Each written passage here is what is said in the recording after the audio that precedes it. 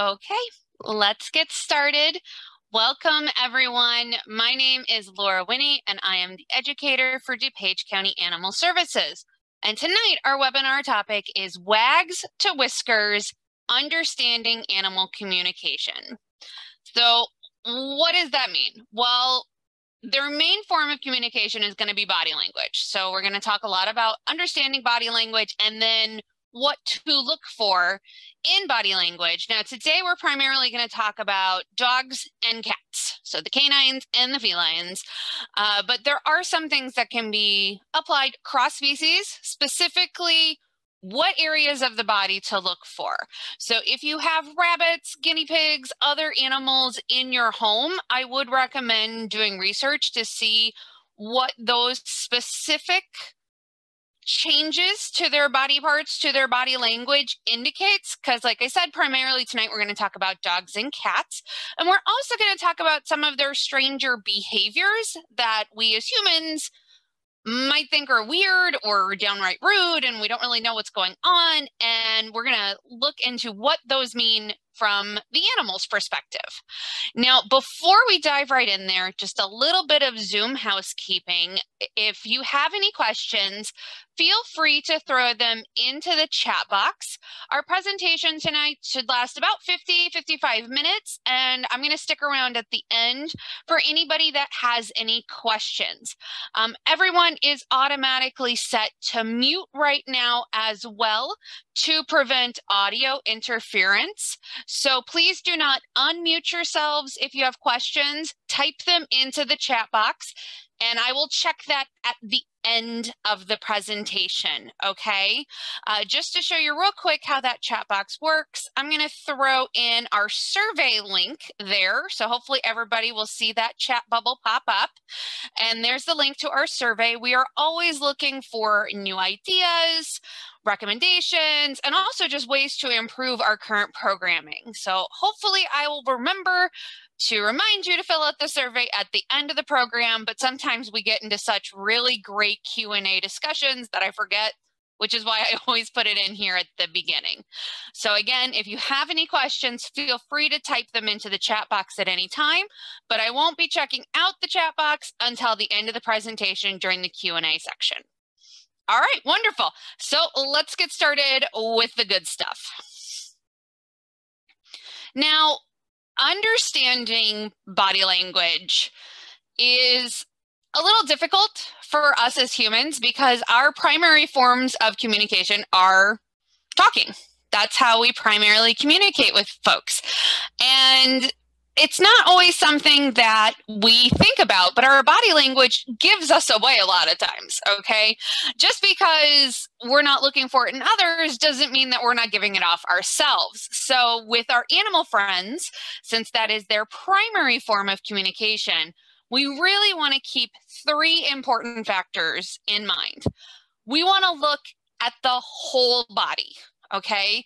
Don't just take one body part doing one thing and assume you know what it means for the entire animal, because they have a complex system of cues and hints and methods that they use to convey their intentions and their feelings to other animals. And if you focus on just one body part, you miss the bigger picture. You also want to keep context in mind there as well, because several of these body language cues overlap. This will be especially true when we talk about stress signals.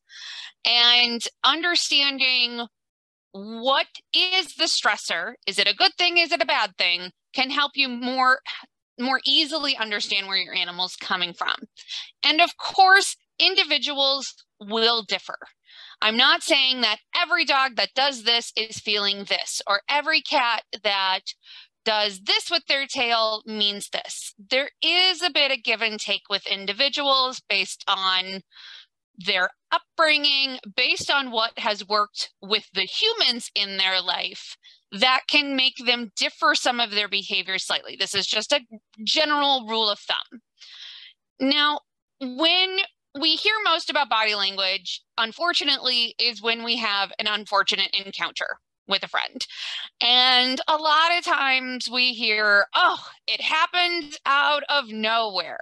I wasn't doing anything and my cat scratched me. I wasn't doing anything and my dog bit me, came out of nowhere.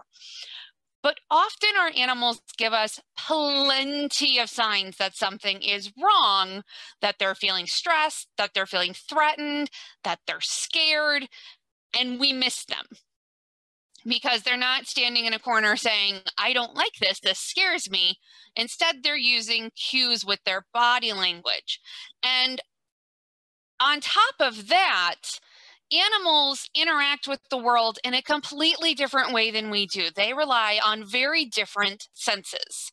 They rely a lot on their sense of hearing and particularly their sense of smell. So it is very hard for us to understand how two animals can be standing side by side, appearingly not doing anything. There might be a smell sensation going on that we are completely unaware of, that they are aware of. They might be releasing some sort of pheromone or hormone or something that is communicating to the other animals, and we're just completely missing it, okay? So that's why these really subtle body language keys are something that we have to pay attention to, because we don't have the ability to come at them from where they're at. We don't have the capacity to sense the way they sense the world.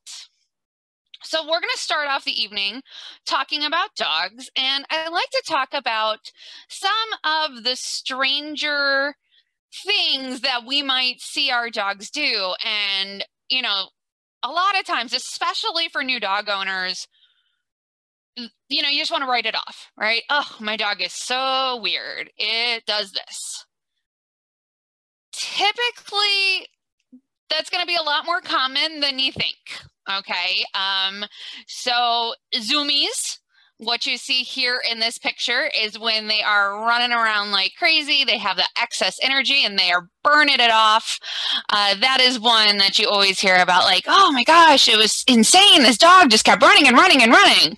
So we're going to talk a little bit about some of those a little weirder behaviors that we may not be familiar with as humans. One that we find especially weird is the booty sniffing. And I like to start with this because it really does help bring into perspective how much better our pets can smell than us. 10,000 times better than us. When you think about that, dogs are used to smell cancer. So they are used to smell abnormal cells within the body. That's how great they can smell. So that is the primary way they experience the world. And in fact, it is very common for dogs to see people at a distance, to see other animals at a distance that they know, but they treat them like strangers because they don't know they know them. Not until they're close enough to smell do they actually recognize that individual or that dog. So you might see this a lot in people coming over into your house, or if you go to the dog park and you have a dog just running right up, you know, they're trying to get close enough to smell to and figure out, oh, who is this person? Who is this dog? Do I know them? They also use smelling as a way to know when a mate is receptive. So when a female is in heat, it's got to be real stinky, okay? Because I swear, when there is a girl in heat in the shelter, all the dogs are just like, huh? You know, they can smell it. And that is a survival technique, right? I mean, they want to know when they can make babies so that they propagate their line, and knowing when that is, and also getting to the source, right? So the booty is a prime area for sniffing, not only because of the anal sac glands right there that have that distinctive smell, but also for the reproductive organs back there as well. They can also determine health. I've already mentioned, you know, the uses that they have in helping with human health, but they can also tell when another dog is maybe not doing so great. Maybe not somebody you want to associate with, especially if the animal is acting strangely. That is something that they can determine. And intentions. So we talk a lot about stress hormones when we talk about humans. Who's to say that dogs aren't smelling stress hormones or sensing those things in other ways? And being able to determine, are they on edge? Are they friendly? What's going on? So for the most part, butt sniffing is weird to us, but it's just how dogs say hey, and it's completely normal to them. So as long as everybody is okay with it, leave them to it. I had my first dog as an adult. Her name was Ellie, and she was pretty under-socialized. I don't know for a fact, but I believe she was pulled from her mom really young, so she didn't quite learn how to dog as much as she should have, and she hated having her booty sniffed. And she was very passive-aggressive about it. I loved it. If someone came up and sniffed her booty, she sat down. Like, nope, you do not get access to this. I don't like this. So if you notice that your dog or the dogs that are interacting are uncomfortable, if they're trying to get out of the situation, if their body posture is stiffening, you might want to redirect the behavior. This is when a great recall is very helpful for your dog. So teaching your dog that when you call their name, they get something really good, like treats or cuddles or something that they really enjoy. That way, when they're focused on something that might get them in trouble, you can easily get them out of that situation before anything bad happens. Another behavior that sometimes we just absolutely hate is when they get their grubby mouth germs all over us. Okay, so they might be mouthing, they might be licking, it's just dog slobber all over the place all the time. And for those unfamiliar with dogs, mouthing can really be seen as an aggressive behavior, because a lot of times it's when a dog will like take your hand and put it in its mouth, or they'll just kind of like corn on the cob up and down your hand or your fingers, or even on your clothing. And this is something that they do instinctually. They do it during play a lot. You might see dogs, kind of nibbling on each other's ears or on their backs. Puppies do this a lot as well. It's not a bite, because they're not doing it with the intention of causing harm. They're not actually causing harm. They're not biting down, they're not breaking skin.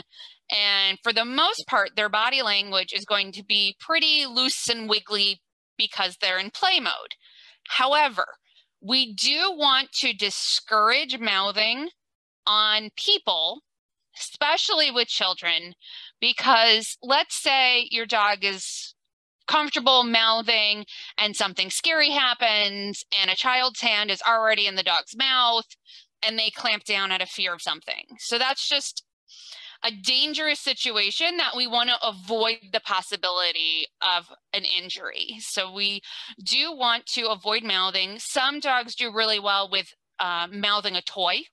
So you don't interact with them until they have a toy in their mouth. So they're mouthing on that toy before you interact with them. Licking can be for many different reasons. Of course, they might lick you in greeting as a little check-in. I have a dog that loves to, when he enters a room, he just gives me a little lick, and then he goes and gives my husband a little lick, and then he goes and settles down. He's just checking in with us, making sure that everybody's okay. We also can't discount the fact that humans sweat, and salt can taste pretty good to a dog. Not to mention, sometimes we got some residue on us. So dogs might be licking us because we have residue of food, either on our hands, on our bodies, or on our clothing. I always make fun of my brother because my dogs know when he's eating potato chips to go and lick his jeans, because he likes to rub his hands on his jeans, and they call him out for it, and it's very funny to me. They also lick because it is a soothing activity for them. That is why licky mats are a great activity to have. They're little mats with stubble, and you can spread Cheese Whiz or canned dog food or stuff like that. And then they have to lick between the grooves to get the treat out. And it's a calming activity for many dogs because it does feel good and it, engages their brain in that activity. It's a great way to redirect them from licking you when they're upset or anxious, to give them a focus for that. Some licking can also be kind of an appeasement, like, oh my gosh, I don't like this, please stop. And that's from their anxiety. So again, it's important to pay attention to the whole body. If the body is nice and loose and wiggly, then that's probably coming from a happy place. If the body is tense, if you're seeing other signs of stress indicators, that's probably a sign that they are trying to lick to appease, maybe to get you to go away, and trying to indicate, okay, where is this feeling coming from? Are there fireworks going off outside and they're afraid of the noises? Is there a loud something happening on TV? Or are you in a bad mood and they're trying to make you feel better to keep themselves safe? They can pick up on our emotions as well. Probably the most unfortunate dog behavior that we encounter is humping. And it's embarrassing. It's really, really embarrassing. Turns everybody's faces red. They feel so bad, so shameful. Oh my gosh, my dog is humping your dog, or my dog is humping that pillow, or my dog is humping Aunt Murtis. It's just a bad situation, okay? But as humans, we put a lot of thought into why that dogs aren't thinking about, okay? So dogs are not using hump as a dominance thing. They're not trying to show each other who's boss. It's not a prison movie, okay? They're not trying to stay on top of the social hierarchy ladder or anything like that. Humping can be used for mating, but there's also a lot of other reasons that dogs might hump. Dogs may hump through anxiety. Think of it as, some dogs, they don't know what to do with their bodies. There's something wrong and they need to do something. And so they do the thing that feels good and they hump because it can feel very good for them to do that. Sometimes it's through an excess of energy. Some animals do the zoomies. They run around in crazy, crazy circles. Others will get that extra energy out in humping. You might see dogs humping through play. Many behaviorists believe that a lot of the behaviors we see during play groups are kind of like when little kids play. It's like practice, right? So, boys and girls practice being mom and dad, or they might practice being a doctor or a lawyer. And it's just stuff that they're practicing to, practice at being a grown-up. Dogs do this as well. They practice behaviors. So they play fight to practice fighting, and they play hump to practice mating. So those are all reasons why you may see humping. Just like with the sniffing, typically, if everyone's okay with it, not something you need to worry about. Most dogs are going to hump at some point in their life, and it's just something that we have to, suck it in, get out of our own heads, realize that it's not about us, and understanding that as long as everybody's okay with it, it's going to be okay. Most dogs are very good about letting other dogs know if they're not okay. One example might be just a little bit of a growl, a little warning, like, hey, stop it. They might get away from the person or from the offender. They might just lay down so that the behavior cannot continue. If your dog is continuing to hump an animal or another dog that obviously is having some distress, the main thing here is redirecting, calling them away, engaging them in an activity, doing something else. Okay. So when we talk about the body language, there are some key places that we want to look at for dogs. And I will admit that I am more of a dog person than a cat person. So I find dog faces very expressive. And to me, once you know what to look for and once you know what patterns to look for, it can be pretty easy to read emotions. There's always going to be some confusion because, again, we don't experience the world the same way they do. They might be reacting to something that I can't hear, that I can't smell, that I can't see. And to me, it looks like they're just getting upset for no reason. But it's very possible that I am just not aware of the thing that's making them upset. So when we're talking about canine body language, we definitely want to check out their faces, specifically their ears, their eyes, their mouths. We want to look at overall body posture, and we want to look at their tails. So looking at their faces, understanding what your dog looks like in a neutral position, when they're just chilling, nothing's going on, knowing where those ears lie. Because with some dogs with like little floppy ears, it can be a little hard to tell, are those perked up or not? You know, if they have like bulldogs and stuff like that with those with a little bit smaller ears, it can be a little harder to tell. Have they perked up and put them forward? Like you can see this husky here who's just, you know, full on attentive, as opposed to the husky all the way over on the right hand side. The ears are in a more neutral position. That's just how the ears are on their head.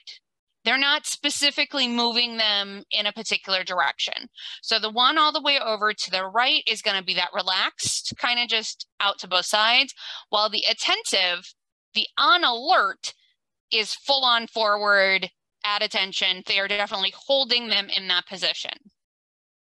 Now, when you see the ears start to go back flat against their head, that's when you might see some more fearful and appeasement behaviors playing into that as well. So appeasing is when they're in a stressful situation and they're trying to relieve that stress in some way. So they might put their ears back as a sign to other animals that they're not a threat, that they're just trying to get along, like, hey, everyone, let's just please be friends. When they're all the way flat, that's like the sign, okay, I am so sorry. Oh my gosh, I am sorry. Please stop. I'm so sorry. You know, that's the sign that they are not comfortable and that something has really upset them. So when you see your dog's ears all the way flat, that's when you really need to investigate what is going on, what has upset my dog so much. Now, when we look at the eyes, you might see, you know, really focused eyes in that attentive, like hard stare, okay? Relaxed eyes are going to be relaxed. They're going to be in that neutral position. You might see a more furrowed brow as well in some of the more fearful, anxious, and they might start showing you a little bit of the white of their eye when they're upset about something. So we call that whale eye or moon eye. When you can start to see the white part, that means they're kind of looking away out of the corner of their eye and they're showing that white part. With the mouth, that nice little gentle elongated U shape, like U on its side, that nice relaxed jaw is what you want to see. They might have panting, might have that mouth open. When the mouth closes and you can see that tension build up in their mouth, that's when we go from attentive to potentially fearful. When they are lip licking, so the tongue comes out, it licks the nose and it goes right back in, that's also a sign that they're just trying to be like, hey, let's be cool, everything is fine. That appeasement gesture, trying to relieve the stress. Now, when we talk about tails, I do really want to talk about that one body part habit of ours, right? We see a wagging tail and we think that dog is happy. Not really, okay? there can be other reasons why a dog might wag its tail, especially in that aroused alert where they are on guard. They might have that tail held up and they are rigidly wagging it back and forth, very stiff body language. And it's almost like a warning flag at that point, okay? So instead, you want that natural carriage, nice and loose. If you see the tail tucked underneath, again, that is a sign that they are afraid. They're trying to show that they are not a threat and, you know, trying to appear as small as possible. So definitely, if you see a dog wagging their tail, pay attention to the whole body. And this is something that I have to emphasize with kids all the time because they just always look at the tail and ignore everything else. They ignore the hard staring eyes, the very tense mouth, the very tense, rigid body. All they see is a wagging tail. So definitely don't fall into this trap. Pay attention to the whole dog. So here we can see a neutral, relaxed dog. Weight is evenly distributed. The tail is relaxed. The ears are up in their normal position. Those eyes and mouth are soft, just in that normal, relaxed position. So this is good. This is what we want to see. What are some signs that get us from this to a dog that is upset? Well, that's when we go into our stress signals. We've already talked about the tongue flick, right? Another sign might be that they're looking away. They might lift a paw up in the air. And they might even just turn their whole body away. So if you're trying to reach for a dog, interact with a dog, and you start seeing like the furrowed brow, the ears kind of going to the side, the tongue coming out, maybe one paw going up in the air, maybe they're turning away from you. These are all signs that they are feeling uncomfortable and they're trying to alleviate the situation, right? They're trying to show us, hey, please knock it off. I don't feel good, okay? But you may see some of these signs in response to good stimuli. So you might see a tongue flick, you might see a paw lift, you might see a stiffened body posture for something that they are anticipating, because not all stress is bad. Think about being on a roller coaster. I love roller coasters, but I'm not exactly in a relaxed and happy face and body posture when I'm on a roller coaster, right? You're all stiff as you're going up and you're freaking out. And then you go down and, you know, hopefully you don't cry or anything like that. Not that I've done that, but some stress is good stress. Okay, so understanding the context. So for my dogs, for example, I see some of these stress signals when I ask my dogs if they want to go for a walk. They get real excited. Their eyes are staring hard at me, stiff posture, foot up, tongue lick, because they are anticipating going on that walk with me, and the anticipation is stressful. It's not bad stress, but if I saw those signs and it was combined with crouched body posture, ears down, then again, that's where looking at the whole animal is going to help me understand what they're feeling a little bit better. Now, when animals are stressed out, they do have methods to alleviate the situation, make it all better. They might just completely ignore what's happening. So, for example, they might get really interested in sniffing something.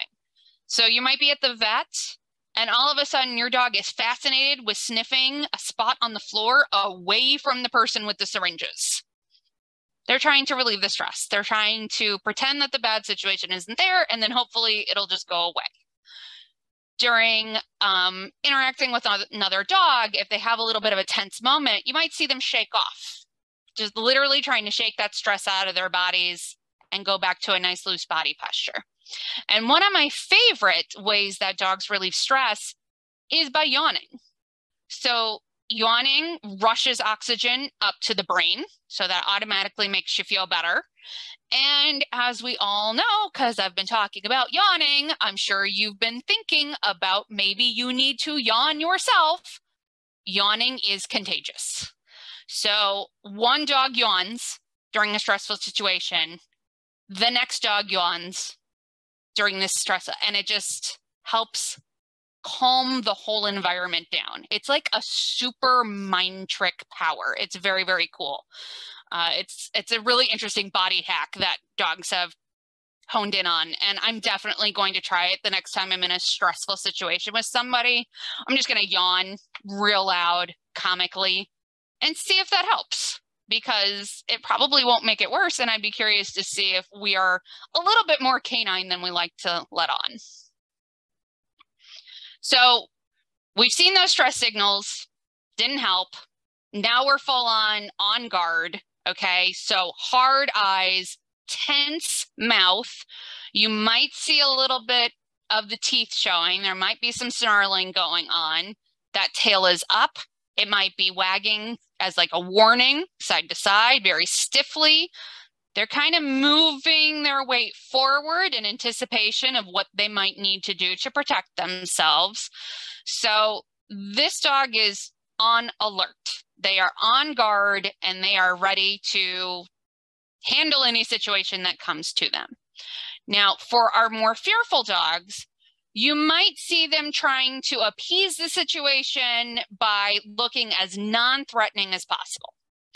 So if you have a very scary situation going on, maybe there's a dog in the home that is very possessive of their things. Okay, it happens. Some dogs care a lot about one particular tennis ball. And, your other dog just happened to walk by it, and your first dog goes on alert. Like, no, this is my tennis ball. Your other dog may just be like, yo, it's cool. Didn't mean anything by it. I'm just gonna slink away from you and get out of here. So sorry. Didn't mean to offend you, okay? That's when you're gonna see that crouched body posture, maybe that foot up in the air, the ears are back. They're even kind of like blinking their eyes to avoid eye contact, and you might see that tongue flick as well. Now, an animal that has tried to appease but has been ignored might feel like the best defense is a good offense, right? So at this point, they're going to try to defend themselves. So they're still crouched back. They're still down a little bit. Their tail is still underneath, but now they're giving their warnings like, hey, I can make you go away if I have to. So the hackles are up, the teeth are showing, and the pupils are getting dilated. So making sure that our animals never feel like they have to defend themselves. Once we see those stress and alert signals, we need to back off, because we don't want to push them into a corner where they feel like they have to defend themselves. Another option may be that instead of trying to defend themselves, they go on the attack first. So these things can happen very, very quickly if we are not paying attention.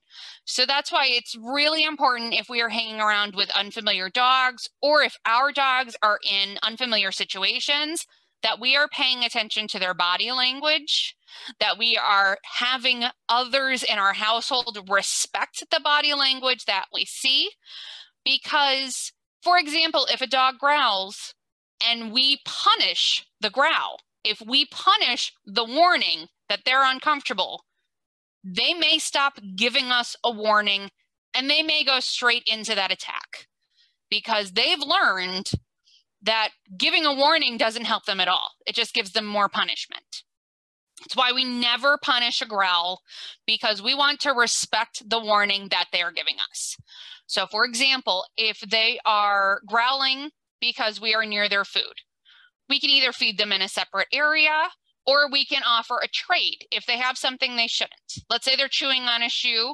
Instead of just reaching for it and grabbing it, have a tasty treat, offer it up in exchange. Don't be a dirty, rotten thief in your dog's eyes, because again, if we punish the growl by just taking stuff anyway, we're not going to get the growl in the future. And we always want the warning. We always want to know when our dogs are uncomfortable, so that we can help the situation instead of making it worse. All right, so we've talked all about dogs. Let's move on to cats. And I will admit that I get more perplexed about my cat's behavior than I do about my dog's behavior. And I think it's because I am not as used to cats, even though I had them growing up. You know, they were kind of separate from the house. I will admit, growing up, we had an indoor-outdoor cat. He wasn't always around, as opposed to the dog slept in my bedroom. Okay, so your familiarity with your animals is going to be very important in understanding what's going on. But there are some general guidelines that we can go with. For instance, I did not know that there are many reasons for purring. So when I was a teenager, doing things to my cat, like carrying her around in a purse, and she was purring, I thought, oh, she loves being in my purse. How cute is that? Now I cringe when I think about that, because very probably my cat was purring to self-soothe because she was scared. This is something that cats instinctually do. They purr when they're happy. So when they're scared, they'll purr to make themselves feel better. It's kind of like the king and I, you know, whistle while you're afraid, so then you won't feel afraid anymore. Kind of like that, okay? So yes, cats do purr when they're relaxed, when they are contented, but they will also purr when they are feeling heightened emotions on the other end as well. They also use it for social bonding, to identify with other members of their family, and they will also let us know that they're hungry by purring. And other cats will purr for different reasons based on the response that purring gets. So I had a friend whose cat purred so loudly you could hear him in another room. And that's how he would let us know that it was mealtime. Because we reacted. We reacted to the purring because we thought it was adorable. He trained us very well to react to his purring. So, you know, we are paying attention to our animals, but not nearly as much as they are paying attention to us with what works, okay? Rubbing is something that cats do, and this is an instinctual behavior because when they rub their face up against something, they're releasing scent glands. So they're marking their scent on an object, and it can be to mark their territory. This was something that they would have done out in the wild. They can also release scent through their paw pads by scratching. So that is another very common behavior that you would see. And by building up their scent around them, they're going to increase that feeling of safety. So marking items within their space, having their scent around them is going to make them feel safer. It also helps them identify their social groups. So if a cat rubs up against you, they're saying, you're mine. You're part of my social group. I want to be able to identify you from a distance. Here you go. Here is the biggest compliment I can give you, my own personal snot scent. You're welcome. All right, so that's high compliments from a cat there. And when they show you the rear end, you know, everything's going well, they're sitting on your lap, you're giving them a pat, and then they flash their booty in your face. It's another prime area where their scent is located. They are presenting their scent to you, and they're letting you know that they trust you, because they're not going to show their most vulnerable area to just anybody, right? That is a way of complimenting you to one of the highest degrees in the cat world. So, you know, turn away, but understand that, you know, it's a huge compliment. Give yourself a little pat on the back for that. A lot of people talk about the belly rub trap. So the cat is enjoying some cuddles and they roll on their back and they show you their belly and you reach in and bam, you get bit or you get swatted. And you think, oh, this cat's a jerk. This cat tricked me. Not quite. So when cats are showing us their belly, they're not like dogs. They're not inviting a belly rub. Instead, they're showing us a vulnerable area as a sign of trust. I call it the air hug. They're giving us a giant air hug and telling us how much they love them. But they are very, very sensitive. All of their hair is very sensitive. Their skin is very sensitive. And the bellies are a very sensitive area. So when we reach in there and, do our little scritchy thing, it's incredibly invasive for them. And it's very easy for them to get overstimulated, for something to feel good 1 second and then feel really not good the next. Think like tickling to the nth degree, okay? Just not a good sensation for them. So with cats, what we like to do is make sure that we're not overstimulating them by giving a little break in between our pets. So we pet once or twice, and then we just stop. Just give them a little pause. It gives them a minute. If the cat re-engages, you know that they're into the cuddling.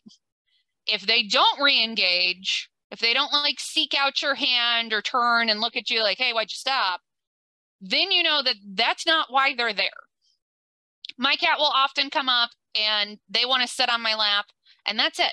They don't want to be touched. She just wants to sit on my lap and enjoy the mutual comfort that the warmth brings. And then I go and ruin it by touching her. And she thinks that's really rude and she leaves. So doing the touch, then give a little break. If they re-engage, excellent. They're there for the cuddles. If not, they just want to enjoy your company, but on their own terms.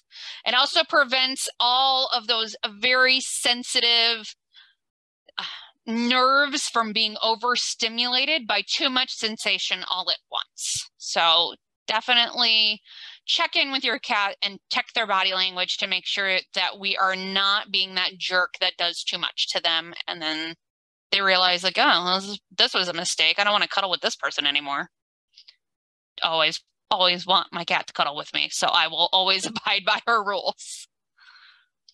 Now, when we're talking about body language, there are the same places that we can look on a cat that we can look on a dog. It's a little harder sometimes with cats because by their very biology, their faces are a little bit more stoic.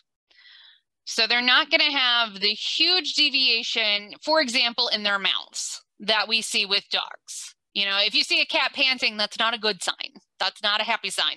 That's a medical something. Probably should get looked into. So really, we're going to be looking again at the ears, the eyes, and also the whiskers. So a truly relaxed cat is going to have soft ears. So they're in that neutral position and they're just kind of rounded at the top, but they're just in that nice neutral position. The eyes may be closed or a little squinty, and the whiskers are back up against the side of the face. If a cat is on alert about something, the ears are going to be standing at attention. So that's when you're really going to see that point in the top of their ears because they have those muscles engaged. The eyes may be small pupils, but open up very wide. Okay, and the whiskers are going to start to come forward. This is something you might see when they're playing because they do use their whiskers to make up for their poor eyesight right in front of their face. One of the things that we laugh about a lot is when the middle of the bowl is empty, a cat thinks they're going to starve to death, right? Because they're like, oh my gosh, there's no food.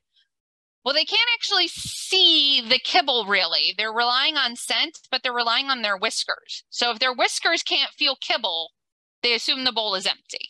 So when those whiskers are coming forward, they're making sure that they're ready to detect anything that comes close to their face. A worried or anxious cat, those pupils are going to start to get bigger, and you're going to start to notice the ears shifting to the side and having that like 360 alert system going on so that they know what is going on all around them. A stressed or upset cat, on the other hand, is going to start to flatten those ears. And that's a sign to us that something is really wrong. They are either very scared or very mad. Something has really, really upset them. Again, whiskers are still forward, but now those pupils are huge, and I call them the murder eyes. That's that hard stare, giant, where you can barely see the color around their eyeballs anymore. It's just, if you know, you know. It's something you'll never mistake. Now, their tails have a lot of variety in them. I would say more so even than dog tails do. It's important to look at the height, where they are holding the tail. It's important to look at the shape of the tail. Is it floofy or not? And are they making big movements or little movements with it? Okay, so overall, a loose cat is going to be a happy cat. So if a tail is being held loosely, they're pretty much nice and nice and content. If it's being held stiffly, they're excited or on alert about something. Now, just like with our canine friends, just because they have that stiff body language doesn't mean that it's a bad thing. They can be anticipating something. So for example, if you look in the pictures that we have here, that top middle row, the tail is ramrod straight because someone has just come home and they're really excited about that. On the other hand, if you look at the top right, the cat is sitting down. It's in a very stiff posture, and just the tip of the tail is flicking. That is a sign that your cat is annoyed with you.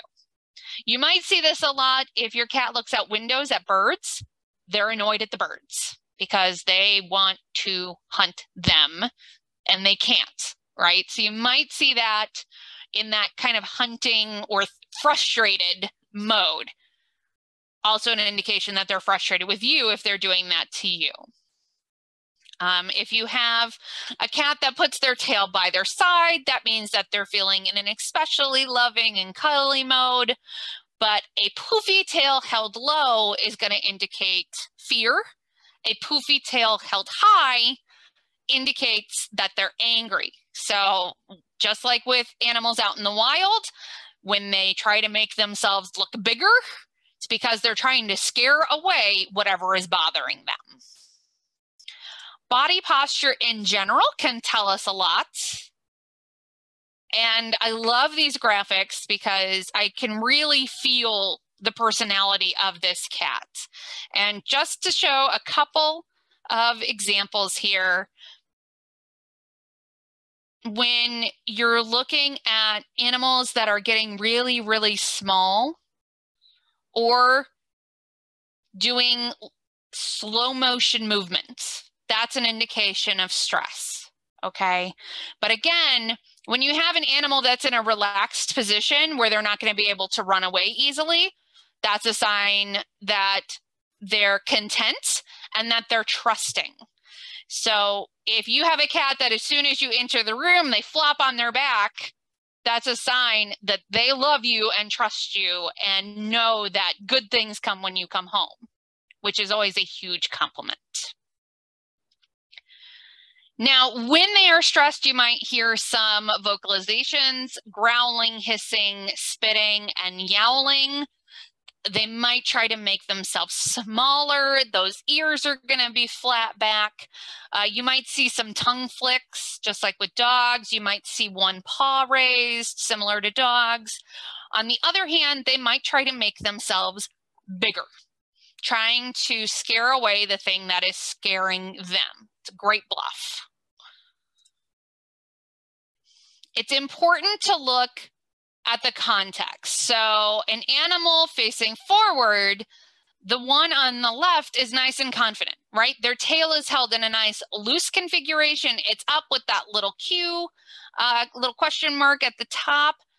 That's just your typical exploring happy pose. And they're moving towards you, but notice that the eyes aren't, the pupils aren't huge, right? The eyeballs aren't huge. The ears are relaxed. They might be flicking a little bit towards the side, but they're not honed in. They're not flat. As opposed to the kitten on the right here, their whole body is stiff. The mouth is open. They are obviously vocalizing something. Maybe it's a hiss, maybe it's a yowl, and look at those murder eyeballs. So that cat is very upset about something. A relaxed stretch can sometimes be seen like the Halloween cat with that arched back, but it's also just a really good stretch. So the key here is how long do they hold that position and what else is going on with their face. Look at how worried the face of this cat is. Those eyeballs are staring right at that dog. The ears are pointed and forward in a fixed position, and that tail's getting nice and poofy. So definitely a sign that they are not comfortable with that dog there. Now, in addition to what we can read on our animal's body language, I like to end the night on talking about what our body language says. Because again, animals are experts at body language, including our body language. And we need to respect that sometimes our body language sends off bad vibes. When you are meeting a new animal or when you are approaching an animal in your home, you might have a mission in mind and you walk head on to them, you're making eye contact vigorously, and you're on a mission and you're going to do it. So for example, oh, it's medicine time for my dog. I'm going to go get my dog to do medicine. That kind of approach for a dog is very intimidating because for dogs, they do a more roundabout approach when it's a friendly encounter. They only do head-on approaches during aggressive tendencies or during that play fighting. So when we are staring at our dogs or at our cats, they see that as an intimidation technique. That's rude. They wouldn't do that with each other. Remember, soft eyes, not really staring, is how we know that they're relaxed. But if we're staring, they're going to think that we aren't relaxed, that we are upset about something. So it's important to make sure that when we're working with our animals, that we pay attention to our own body language. We want to keep nice and loose and wiggly. We don't want to loom over them because that can be very intimidating. I mean, think about it when you were a little kid, all of the giant melon-headed adults, they were all super scary because they were all, twice your size. That's what our animals experience every single day. So instead of purposefully walking right up to them, if we need them, calling them over and giving them a reward can put them more at ease. It's important too to understand that we will never fully understand their perspective. Their sense of smell is fabulous compared to ours. I mean, we've already talked about dogs can smell 10,000 times better. Cats can smell up to 20 times better than we can. Dogs can hear twice as well as we can. Cats can hear 5 times as well as we can. So very important is their sense of hearing and even their eyesight. In dim lighting, cats have a much better ability to navigate their environment than we do. So understanding when I do this, my animal does this, and analyzing that situation. Is it what you intend? For example, I love watching scary movies. I respond to the scary movies. I gasp, I jump, I scream, I curse at the TV sometimes. It happens. My dog is very sensitive to those things. Sometimes he tries to comfort me, like, oh my gosh, I'm so sorry you're scared. But if it continues, he's like, peace out, you're an idiot, I'm leaving. Like, obviously, whatever you are doing, you are continuing to do, and I don't want to be part of it. So he leaves the room. Perfectly fine. Sometimes when I know that I'm going to be watching a particular scary movie, I give him something to do in another room so that he's not stressed out by my happy stress watching a scary movie. Because if I want to take him for a walk after a scary movie, he's already amped up from responding to my emotions. And it makes it harder for him to enjoy his walk. He's much more stressed out, and little things can break his concentration and make him more upset than he normally would be. So it's important for us to understand when we see these reactions in our pets, look for the patterns. Why? What is going on?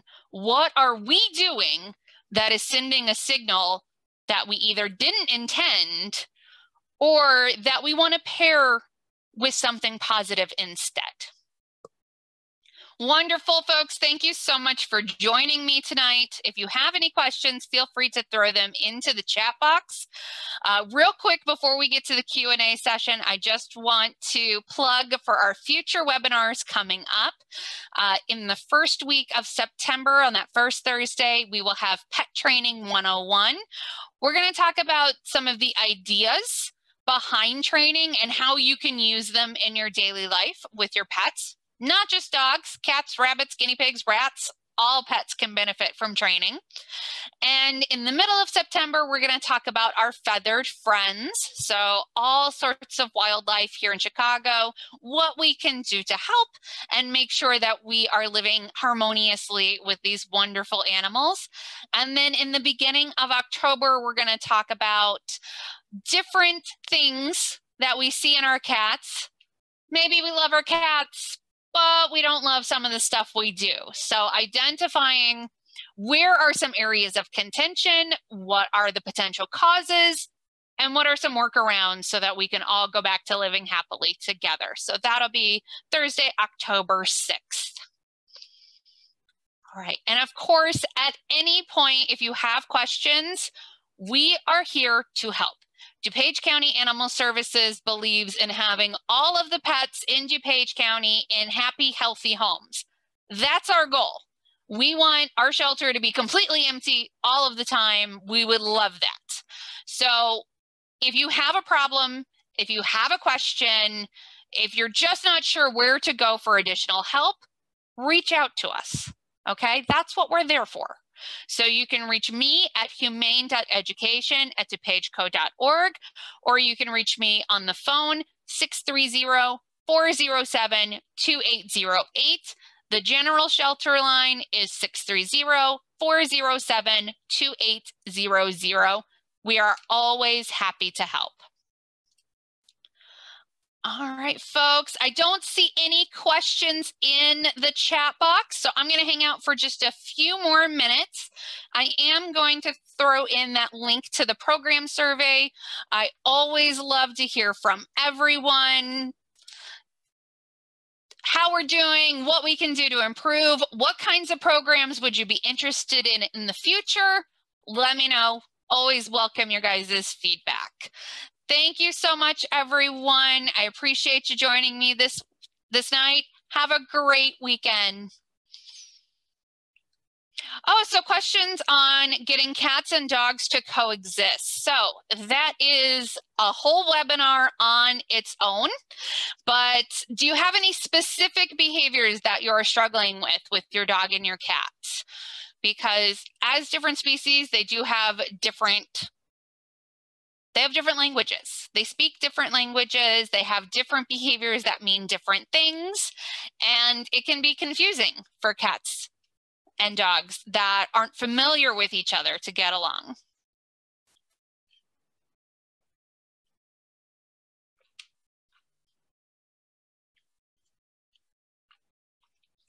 Okay, so a cat getting used to a new dog in the home, yes, that can be very, very stressful for the cat. So what I would recommend is starting small, making sure that the cat has their own safe place to retreat to that the dog does not have access to. And you're going to introduce their smells first. So you're going to maybe bring in the dog blanket into the cat's room. At the same time, you're going to provide the cat's favorite treats on that dog blanket. So you're associating the dog's smells with something that the cat really enjoys. Okay, so getting them used to that smell, because remember, their scent is so much more important than it is to us. This is going to be a key factor, getting them used to that scent. Next, we can try having both animals on either side of a closed door. each one getting treats. What we really want to make sure of is that the dog is not trying to interact negatively with the cat, because unfortunately, one negative encounter can really set you back. So we want to start out any types of interactions, keep them real brief so everybody has a higher likelihood of succeeding, okay? It's a lot easier to be on your best behavior for 2 minutes than it is for an hour, okay? So either side of a closed door, both getting treats at the same time, but we're associating being near each other with getting treats. Once you feel comfortable that they're not showing any of those stress signals, especially paying attention to the cat's body language when they're at that side of the door.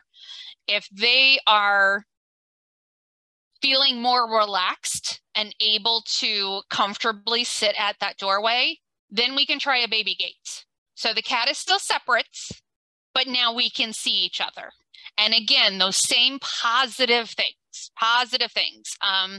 You might want to test out a couple different things for your cat and reserve whatever is the favorite for these interactions. For example, my cat loves the pureed meat in the squeeze-up tubes, those really disgusting things that you buy in the grocery store. Temptations has one. I think another one is churro, something like that. They have a whole bunch of different kinds. And you just like squeeze a little bit out of the tube and they can lick it, okay? That would be something very high value that they don't always get, that we save for these interactions. After that, we can open up the baby gate, but keep the dog on a leash so that the cat can approach at their pace, so that the dog isn't rushing the interaction at all, but is being there by your side. If the dog starts to get really focused on the cat, we need to enter in the interaction, okay? The goal here is to have the dog relaxed, paying attention to you, and kind of ignoring the cat for this interaction, because that's going to make your cat feel more comfortable. Another option is when your dog is outside during these first couple days when you're using scents, is to let your cat explore the room where the dog has been, if you can get them out of hiding while the dog is safely away. So letting them explore where the dog has been, again, pairing it with positive things. This can be a very long process. And I'm not going to lie to you, sometimes it's not going to be a good fit. Sometimes the cat maybe had a really bad experience in the past where they are always going to be on edge around a dog. The key here is trying to get them to the point where they associate being with the other animal with those positive things. And especially depending on the kind of dog you have and its personality, making sure that they associate good behavior near the dog with near the cat with positive things. For example, focused on you while the cat is behind that baby gate, that's when the dog is getting their treats. They're being rewarded for paying attention to you, even though the cat is right there. That's going to help make your cat feel a little bit more comfortable. Like I said, that could be a whole webinar in and of itself, but I hope that gives you a good starting point. If you have any additional questions, there is more information on our website. And give me just a second, I will pull that up. It basically covers what I just went over right now, but our cat and kitten care guide does have some suggestions as well for introducing dogs and cats. So I'm going to go ahead, I will link that in the message box right there. So you can go ahead and open that and see it. And I think it's, I don't really remember what page it's on. It's somewhere in the middle, I believe. Yeah.